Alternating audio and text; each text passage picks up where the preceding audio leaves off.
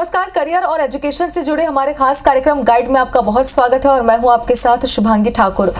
और आज के हमारे एपिसोड में हम बात करेंगे सेना में करियर और सैनिक मिलिट्री स्कूल की, जिसके लिए हमारे साथ स्टूडियो में मौजूद है सैनिक मिलिट्री स्कूल के director mister DP Goswami. Goswami ji, बहुत स्वागत है आपका IBC 24 में। Thank you ma'am. Goswami ji, सबसे पहले सामान्य भाषा में आपसे समझना चाहते हैं कि सैनिक स्कूल होता क्या है, इसका कॉन्सेप्ट क्या है और इसका उद्देश्य बताइए। सैनिक स्कूल एक भारतीय रक्षा मंत्रालय के द्वारा संचालित एक आवासीय विद्यालय है, जहां क्लास 6 से लेकर 12 तक के बच्चों का वहां पर पढ़ाई होता है। इसके लिए वहां बच्चे उस स्कूल में जाने के लिए बच्चे क्लास 6 से में एडमिशन लेकर तैयारी करते हैं उसके लिए जाने के लिए। ये स्कूल पूर्णतः रक्षा सेवा के क्षेत्र के लिए है, जहाँ से आप NDA, CDS, INA जैसे एग्ज़ाम में आप क्रैक कर सकते हैं। अगर आप सैनिक स्कूल में जाकर भारतीय सेना रक्षा के लिए अगर चाहते हैं, देश सेवा के लिए चाहते हैं, तो ये एक आपके लिए एक अच्छा ऑप्शन है। बिल्कुल। और सैनिक स्कूल की कुछ खासियत आपसे समझना चाहते हैं, जैसे ये बाकी स्कूलों से किस प्रकार से भिन्न है, किस प्रकार से उनसे अलग है और इसकी क्या खासियत है।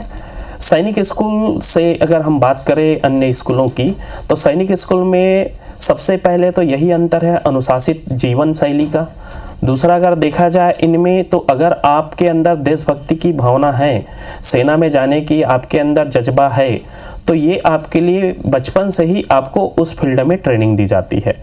बचपन से ही आपको शारीरिक शिक्षा के साथ साथ मानसिक शिक्षा भी दी जाती है। यहाँ पर अन्य स्कूलों में देखा गया तो वहाँ पर मानसिक शिक्षा के साथ साथ शारीरिक शिक्षा की कमी महसूस की गई है। तो अगर बच्चा जाना चाहता है डिफेंस फील्ड में, तो वहाँ पर ये सबसे अच्छा एक अवसर हो सकता है। हाँ बिल्कुल गोस्वामी जी, लेकिन देखिए एक सवाल सबके जहन में आता है सैनिक स्कूल सुनते ही, कि सैनिक स्कूल में बच्चे जो है वो सिर्फ सैनिक बनने के लिए, सेना में जाने के लिए यहाँ पर पढ़ाई करते हैं। इसका उद्देश्य ही लोगों को ये लगता है। आपसे समझना चाहते हैं, क्योंकि हमने ये भी सुना है कि सैनिक स्कूल में कई जो करियर ऑप्शंस होते हैं बच्चों के लिए, तो ऐसे में बच्चों का उनके फ्यूचर में करियर के कौन कौन से विकल्प सैनिक स्कूल के बाद उन्हें मिलते हैं। सबसे पहले मैं सभी पेरेंट्स को, अभिभावक को बता दूं कि सैनिक स्कूल में पढ़ने से बच्चे सिर्फ सेना फील्ड में ही नहीं जाते, उनके पास डिफरेंट फील्ड्स होते हैं। जैसे दूसरे नॉर्मल स्कूल में पढ़ाई करते हैं, तो बच्चे नीट JEE के में UPSC PSC की तैयारी के लिए वो प्रिपरेशन कर सकते हैं। उसी प्रकार से सैनिक स्कूल भी एक नॉर्मल स्कूल है, बशर्ते अगर आप सैन्य फील्ड में जाते हैं तो उसके लिए एक बेस्ट अपॉर्चुनिटीज़ सैनिक स्कूल होते हैं।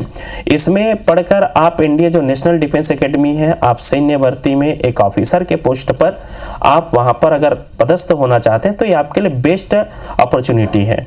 इसके अलावा अगर देखा जाए, आप सेना में नहीं जाने के अलावा अगर आप करियर अपॉर्चुनिटी की बात करते हैं, तो वहाँ से 12th पढ़ने के बाद आप वहाँ से निकलकर नॉर्मल अपना वोकेशनल जो कोर्सेस होते हैं वहाँ पर आप ज्वाइन कर सकते हैं। चाहे आप LLB करें, JEE करें या नीट करें, या बहुत सारे ऐसे ऑप्शन आपको मिल सकता है आफ्टर 12th एग्जामिनेशन के बाद। बिल्कुल, तो कई सारे करियर विकल्प मिल जाते हैं, ऑप्शंस मिल जाते हैं बच्चों को।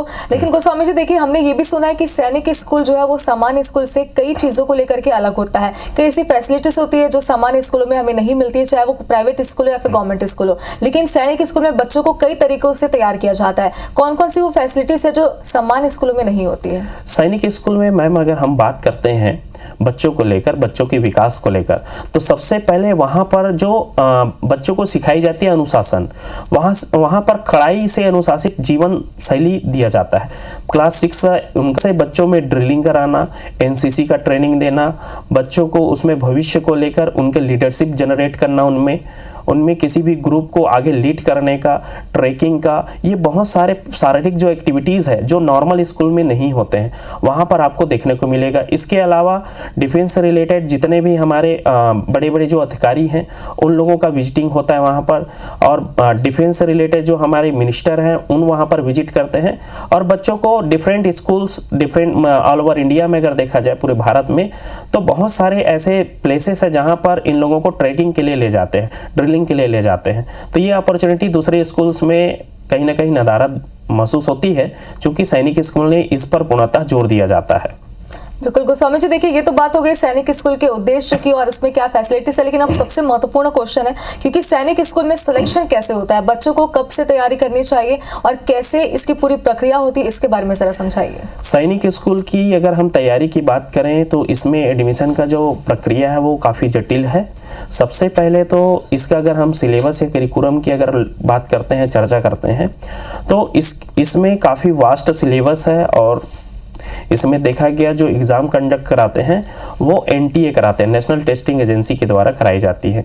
चूँकि इसका सिलेबस काफ़ी वास्ट है, इसीलिए इसका प्रिपरेशन अगर करना चाहते हैं बच्चे या इस स्कूल में पढ़ना चाहते हैं तो वो क्लास 2-3 से बच्चे को तैयारी में भेज देना चाहिए, क्योंकि सिलेबस काफ़ी वास्ट है। 4 महीना 6 महीना का नहीं होता। जनरली देखा गया है कि फॉर्म निकलता है तब पेरेंट्स फॉर्म डालते हैं, फिर तैयारी चालू कराते हैं, उससे उन बच्चों का सिलेक्शन नहीं हो पाता है। इनको तैयारी के लिए कम से कम आपको 1 साल मेहनत लगेगा। अगर बच्चा वीक है तो कम से कम 2 साल आपको लगेगा। तो मेरा अगर सजेशन अगर मैं बोलूं तो आपको कम से कम क्लास 3 से बच्चों को तैयारी के लिए डाल देना चाहिए। बिल्कुल, तो बहुत छोटी उम्र से बच्चों को तैयारी करनी चाहिए और इसके लिए जो पेरेंट्स हैं उन्हें सबसे ज्यादा अलर्ट रहने की जरूरत है। गोस्वामी जी, अगर बात करें छत्तीसगढ़ की, तो क्या छत्तीसगढ़ में सैनिक स्कूल है और अगर है तो कितने हैं और भविष्य में सैनिक स्कूल की कुछ संभावनाएं बताइए प्रदेश में। मैं बता दूं, पूरे भारत की बात करूं तो सैनिक स्कूल जो डिफेंस मिनिस्ट्री के द्वारा जो रन होती है वो 33 सैनिक स्कूल्स हैं, जिनमें से छत्तीसगढ़ में एक है अंबिकापुर सैनिक स्कूल। और इसके अलावा अगर हम बात करें तो अभी गवर्नमेंट हाल ही में PPP मोड पर, पब्लिक प्राइवेट पार्टनरशिप मोड पर, कुछ सैनिक स्कूल जो प्राइवेट स्कूल्स है उसको सैनिक स्कूल का दर्जा दिया गया है। चूंकि ये जो सैनिक स्कूल का दर्जा दिया गया प्राइवेट स्कूल को, वो भी रक्षा मंत्रालय के अंतर्गत ही रन होती है। इसमें भी जो भर्ती का प्रक्रिया है, जो अध्ययन शैली है, जो शारीरिक शिक्षण है, ये सारे उसी नम्स पर होती है जिस नम्स पर आपका सैनिक स्कूल अंबिकापुर या डिफरेंस सैनिक स्कूल जो गवर्नमेंट का है उस नम्स पर चलते हैं। अगर मैं बात करूं सैनिक स्कूल, पेरेंट्स अभिभावक को पता होगा कि सैनिक स्कूल तो आप लोगों ने नाम सुना है, इसके अलावा राष्ट्रीय मिलिट्री स्कूल भी होती है। तो ये राष्ट्रीय मिलिट्री स्कूल 5 है पूरे इंडिया में, जिनमें से 2 कर्नाटक, 2 राजस्थान और 1 चेल में है, हिमाचल प्रदेश। तो ये 5 राष्ट्रीय मिलिट्री स्कूल है और 33 सैनिक स्कूल्स हैं, जिसमें आप सेम टाइम पे वहाँ पर प्रिपरेशन करके दोनों के लिए आप एग्ज़ाम दे सकते हैं।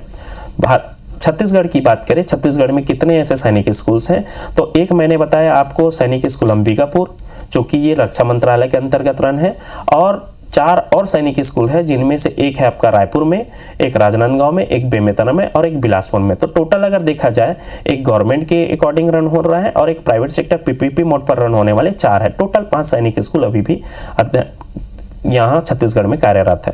और आगे की मैं बात करूँ तो डिफेंस मिनिस्ट्री के द्वारा बीच में अभी बताया गया था कि कुछ ऐसे जिला है जिसमें से हम साउथ अगर छत्तीसगढ़ की बात करें, कांकेर, जगदलपुर की बात करें, तो वहाँ पर भी खोलने का चल रहा है। बीजापुर में भी ओपन होने का बात चल रहा है, न्यूज़ में हम लोगों ने अभी तक सुना है। बिल्कुल, तो मुझे लगता है ये सबसे ज़्यादा ज़रूरी इन्फॉर्मेशन थी, क्योंकि कई बार ये होता है कि पेरेंट्स को या बच्चों को ये दिमाग में ज़रूर होता है कि उन्हें सैनिक स्कूल में जाना है, लेकिन उन्हें ये जानकारी नहीं होती है कि सैनिक स्कूल कितने हैं, कहाँ पर है, उनके प्रदेश में है या फिर नहीं। आगे बढ़ते हैं गोस्वामी जी, देखिए आपके स्कूल की अगर बात करें तो यहाँ सैनिक स्कूल प्रवेश परीक्षा की तैयारी कैसे कराई जाती है, कैसे बच्चों को तैयार किया जाता है? हम लोग यहाँ पर छोटे बच्चों को क्लास 3 से स्टार्ट कर देते हैं, जिसमें उसको स्कूलिंग की सुविधा, हॉस्टल की सुविधा और उसको क्लासेस, कोचिंग क्लासेस की सुविधा प्रोवाइड की जाती है।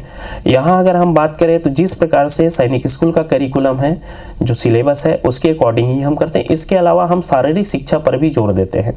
बच्चों का जो स्टार्टिंग होता है मॉर्निंग में, जिस समय सैनिक स्कूल का होता है मॉर्निंग उनका, उसी प्रकार से हमारे यहाँ भी 5:30 में बच्चे का उठ जाते हैं और सीधे 5:30 से 6 बजे से बच्चों का शारीरिक शिक्षा स्टार्ट हो जाता है, जिसके लिए हमारे साथी हैं, रिटायर्ड नेवी ऑफिसर हैं, रिटायर्ड एयरफोर्स के ऑफिसर है, रिटायर्ड आर्मी ऑफिसर है। इन लोगों के सहयोग से हम फिजिकल एक्टिविटीज़ कराते हैं। उसके बाद इन बच्चों का क्लासेस कंटिन्यू चलते हैं, कम से कम 12 से 15 घंटे का क्लास होते हैं।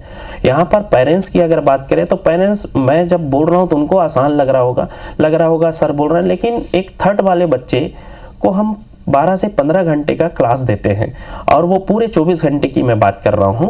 तो 24 घंटे में हम 12 से 15 घंटे का क्लासेस उसको देते हैं, तब जाकर NTA जैसे जो NTA ले रहे हैं, बड़े बड़े एग्ज़ाम्स ले रहे हैं, उस एग्ज़ाम्स का इन लोग प्रिपरेशन करके एग्ज़ाम क्रैक करते हैं। बात करूँ हमारे यहाँ की तो हर साल टॉप 10 में 4 से 5 बच्चे इस सैनिक स्कूल में रहते हैं।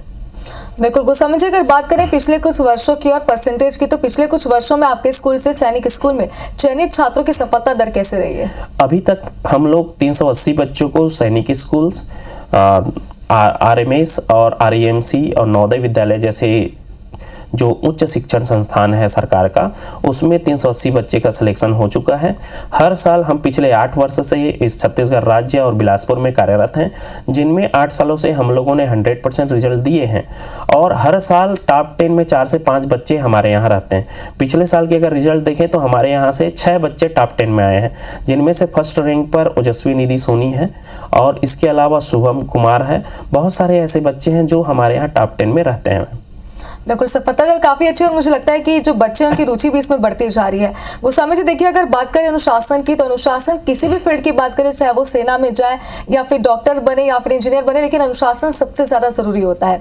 आपके विद्यालय में सैनिक स्कूल जैसे अनुशासन और चरित्र निर्माण पर कितना ध्यान दिया जाता है और कैसे? हम लोगों का जो एक्सपीरियंस है 8 सालों का, जनरली क्या होता है, बच्चे 6 क्लास के रहते हैं, 6 स्टैंडर्ड में उनका भर्ती होता है। वहाँ पर देखा गया तो बच्चे सबसे पहले तो अगर देखा गया तो बच्चा 3rd क्लास से हमारे यहाँ रहना सीख जाते हैं, तो सीधे उनका सिलेक्शन होता है 5th पढ़ते पढ़ते बच्चे का 6 में एडमिशन होता है। तो पूरे जो माहौल होता है सैनिक स्कूल का, वो माहौल हम लोग पहले ही दे देते हैं। तो इसका परिणाम ये होता है कि अभी तक हमारे 8 साल हो गया कि हमारे यहाँ से गए हुए बच्चे एक भी बच्चे वापस नहीं आए हैं छोड़कर, स्कूल छोड़कर। जनरली क्या होता है, कई दूसरे जगह से अगर बच्चे चले गए हैं तो वो फिजिकल एक्टिविटीज़ को देखकर, वहाँ का पढ़ाई के रूटीन को देखकर, वहाँ का अनुशासित जीवन को देखकर वहाँ से भाग कर आ जाते हैं। 1 साल 2 साल 1 महीना 2 महीना में ही रिटर्न आ जाते। तो ये चीज़ें हम लोग उनको बचपन से सिखाते हैं। जिस दिन से वो स्कूल में आए रहते हैं, हमारे संस्था में आए रहते हैं, उसी दिन से उनको ये शिक्षा दी जाती है, ताकि वो बच्चों को वो माहौल वहाँ पर मिल सके और वो अपना पढ़ाई 12th तक वहाँ कंप्लीट कर सके। बिल्कुल, तो कह सकते हैं कि बच्चों को अनुकूल वातावरण भी यहाँ पर मिलता है, क्योंकि एटमॉस्फेयर जो है वो सबसे ज्यादा जरूरी, ताकि बच्चे डर मत जाए, सहम मत जाए। गोस्वामी जी, क्या आपके विद्यालय में छात्रों के लिए सैनिक स्कूल की परीक्षा के लिए कोई विशेष अध्ययन सामग्री या फिर पाठ्यक्रम दिए जाते हैं बच्चों को? जी, अब ये पाठ्यक्रम की बात करें तो पाठ्यक्रम वही है जिस प्रकार से NTA ने डिज़ाइन किया है सिलेबस को, करिकुलम को, उसी के बेस पर हम लोगों ने उसको शिक्षा देते हैं। रही बात अगर हमारे क्लासेस की, तो हमारा डिवोशन और 100% डेडिकेशन हमारा भी, बच्चे का भी और पेरेंट्स का भी। स्टडी मटेरियल को लेकर बात करें तो कुछ मटेरियल्स हम लोग प्रोवाइड करते हैं और कुछ 90% जो मटेरियल हम लोग क्लास में ही तैयार कराते हैं। बहुत सारे ऐसे बुक्स वगैरह आपको मार्केट्स में मिल जाएगी, लेकिन वो कंप्लीट नहीं है। आपको कम से कम अगर सैनिक स्कूल में तैयारी करना है तो आपको कहीं ना कहीं किसी संस्था में ज्वाइन करना पड़ेगा, चाहे वो शारीरिक शिक्षा को लेकर हो या मानसिक शिक्षा को लेकर हो।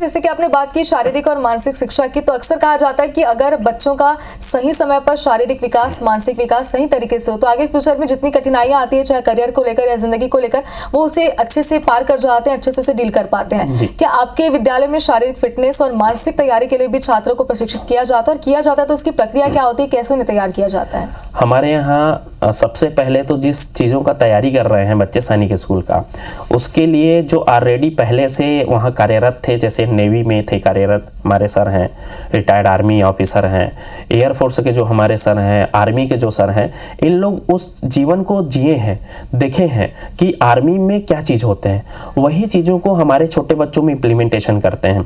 डेली का इन लोगों का सुबह मॉर्निंग होता है, सुबह मॉर्निंग में फिजिकल एक्टिविटीज़ स्टार्ट होता है। इस फिजिकल एक्टिविटीज़ में जिस प्रकार से सैनिक स्कूल में जो रूटीन होता है, सेम उसी रूटीन में हम लोग कराते हैं। सबसे पहले इन लोगों का PT कराते हैं, ग्राउंड ले जाते हैं, ग्राउंड ले जाकर PT कराते हैं, थोड़ा वार्म अप कराते हैं, वार्म अप कराने के बाद इन लोगों को रनिंग कराते हैं, रनिंग कराने के बाद जो इन लोगों का जो ड्रिलिंग वगैरह चलता है, ये सारा चीज़ों को हम लोग वहाँ ग्राउंड में कराते हैं। ये हमारे ट्रेंड जो रिटायर्ड ऑलरेडी आर्मी ऑफिसर्स हैं, इन लोग कराते हैं, तो हमको दिक्कत नहीं होता और बच्चों को भी दिक्कतें नहीं होती हैं, क्योंकि छोटे बच्चे हैं, ज़्यादा हम शारीरिक शिक्षा भी नहीं दे सकते। एक उसको देखते हुए उनको प्रैक्टिस कराना एक अपने आप में चुनौती है मैम। तो इसके लिए बखूबी हमारे जो टीम है, हमारे साथी है, वो सभी इस पर अच्छे से 8 सालों से मेहनत कर रहे हैं और सफलता जरूरी भी, क्योंकि बच्चों का मेंटली फिजिकली दोनों तरीकों से पूरी तरीके से सक्षम होना बहुत जरूरी है। गोस्वामी जी देखिए, अक्सर कई बार ये देखा भी जाता है कि कुछ पेरेंट्स या फिर कुछ बच्चे ऐसे होते हैं जो सैनिक स्कूल में भर्ती लेना चाहते हैं, अपना एक अच्छा करियर बनाना चाहते हैं, लेकिन आर्थिक रूप से सक्षम नहीं हो पाने की वजह से वो कई बार भर्ती नहीं हो पाते हैं, परीक्षा नहीं दे पाते हैं। तो आर्थिक रूप से कमजोर छात्रों के लिए आपकी संस्था क्या विशेष प्रयास कर रही है? मैं सभी पेरेंट्स को आपके चैनल के माध्यम से बता दूं कि राष्ट्रीय मिलिट्री स्कूल, सैनिक स्कूल और नवोदय विद्यालय, ये तीनों डिफरेंट हैं। राष्ट्रीय मिलिट्री स्कूल में आपको, अगर मैं वार्षिक बात करूं, यहाँ अगर सिलेक्शन होता है तो यहाँ पर भी आपको पैसे देना पड़ता है, फीस देना पड़ता है। करीबन 60 से 70 हज़ार आपका फीस रहता है, साल का फीस है, ये हॉस्टल सुविधा के साथ। तो एक नॉर्मल फैमिली इसको एफर्ट कर सकता है। सेम सैनिक स्कूल की बात करूँ तो सैनिक स्कूल में ये डिपेंड करता है कहाँ का, कौन सा स्टेट का है। कई स्टेट गवर्नमेंट ऐसे होते हैं जो सब्सिडी देते हैं। अगर जनरली देखा जाए हम सैनिक स्कूल अंबिकापुर की, तो वहाँ पर आपको 1,70,000 1,80,000 के बीच में आपको फीस लग सकता है। डिफरेंट स्कूल में डिफरेंट टाइप का फीसेस आपको होता है, लेकिन जनरली ये फीस लगता ही है। ये सालाना है, इसमें सारी सुविधा मिलती हैं, आप उसके वेबसाइट में भी दे सकते हैं। नवोदय विद्यालय की बात करें तो नवोदय विद्यालय 12वीं तक पूरे फ्री है, टोटली फ्री है। ये गवर्नमेंट का तीनों संस्था है। तो हम आर्थिक रूप से जो कमजोर बच्चे हैं उनको प्रीफर करते हैं कि आप नवोदय विद्यालय जाएं, ताकि आपको वो सुविधाएं जो है, इकोनॉमिक जो प्रॉब्लम्स हो रही है, क्षति जो अगर देखा जाए वो ना हो, और आपको एक आर्थिक जो रूप से कमजोर हैं वो पढ़ाई उनका रुके ना करके हम उसको नवोदय विद्यालय का प्रीफर करते हैं। हमारी संस्था इन लोगों को तैयारी के लिए हर साल स्कॉलरशिप टेस्ट आयोजित करते हैं। ये स्कॉलरशिप टेस्ट पूरे छत्तीसगढ़, पूरे इंडिया के कहीं से भी बच्चे इसमें ज्वाइन कर सकता है, और हर साल इसमें बढ़ चढ़कर बच्चे शामिल होते हैं। ये स्कॉलरशिप टेस्ट में हम लोग हर साल मार्च अप्रैल में कंडक्ट कराते हैं, इस साल भी होने वाला है। इसमें हम लोग कैश प्राइज भी रखते हैं और 100% स्कॉलरशिप होता है। इस स्कॉलरशिप में जो मेधावी बच्चे हैं, आर्थिक रूप से कमजोर बच्चे हैं, वो बच्चे इसमें बढ़ चढ़कर हिस्सा लेते हैं, और सिलेक्शन के बाद उनका 100% फीस माफ हो जाता है। इसके साथ साथ उसको कैश प्राइज भी मिलता है। कैश प्राइज 1 लाख से लेकर 2 लाख के बीच में रहता है। तो ये एक सुविधा हो जाता है आर्थिक रूप से कमजोर बच्चों के लिए, मेधावी बच्चों के लिए, जो किसी वजह से आर्थिक स्थिति के अच्छे नहीं होने से वो पढ़ाई नहीं कर सकता, तो वो रुके ना करके हम लोग हर साल ये टेस्ट आयोजित कराते हैं। बिल्कुल, तो फाइनेंशियली बच्चों को यहाँ पर पूरी मदद की जाती है। गोस्वामी जी देखिए, सैनिक स्कूल परीक्षा तैयारी की अगर बात करें तो आजकल किसी भी एग्जाम में या फिर कहें कि किसी भी स्कूल कॉलेज में या स्टडीज में ऑनलाइन तकनीक का इस्तेमाल जरूर किया जाता है। ऐसे में क्या आपके स्कूल में ये सबकी तैयारियों के लिए आधुनिक तकनीक जैसे ऑनलाइन कक्षा या फिर मॉक टेस्ट का उपयोग करते हैं? ज़रूरत को समझते हुए हम लोग आधुनिकता की ओर बढ़ रहे हैं। तो आधुनिकता की ओर बढ़ते हुए हमें आज पूरा टेक्नोलॉजी के बेस पर एजुकेशन सिस्टम आ चुका है। तो हम लोग भी यहाँ पर ऑनलाइन और ऑफलाइन दोनों मोड पर हम लोग क्लासेस कंडक्ट कराते हैं। लेकिन बच्चे छोटे होते हैं, इस वजह से ऑनलाइन का जो सुविधाएं होती है उसमें थोड़ी सी बच्चों में जो शिक्षा है उसमें प्रभावित होती है। दूरस्थ बच्चे इस पर ज्वाइन नहीं कर पाते, फिर भी हम ऑनलाइन सुविधा उनको प्रोवाइड करते हैं। इसके साथ साथ उसको मॉक टेस्ट का भी हम आयोजन करते हैं। तो जितने भी हमारे एडवांस टेक्नोलॉजी है, हमारा पर्सनल ऐप है, आप गूगल प्ले स्टोर में जाकर देख सकते हैं। वहाँ से आपको फ्री में स्टडी मटेरियल मिलेगा, आप वहाँ से फ्री में आप क्लास अटेंड कर सकते हैं। इसके अलावा हम लोग यूट्यूब चैनल पर भी हम लोग लाइव होते हैं। ये टोटली हमारा ऑनलाइन क्लासेस फ्री होता है। हम लोग फ्री में ही ऑनलाइन क्लासेस कंडक्ट कराते हैं, उसमें पैसा नहीं लेते हम लोग ऑनलाइन क्लासेस के लिए। तो टेक्नोलॉजी का यूज़ आजकल देखा गया, हर बच्चों के हाथ में मोबाइल है, लेकिन छोटे बच्चे होने की वजह से उसके पास मोबाइल नहीं रहता है। तो हमारे पास कांटेक्ट करते हैं ऑनलाइन के लिए, तो हम उनको सजेस्ट करते हैं छोटे बच्चे आप समय दीजिए और हमारा लाइव फ्री होता है, आप उसको ज्वाइन कर सकते हैं। तो कई ऐसे आर्थिक रूप से कमजोर बच्चे भी इस चीज़ों का लाभ ले सकते हैं।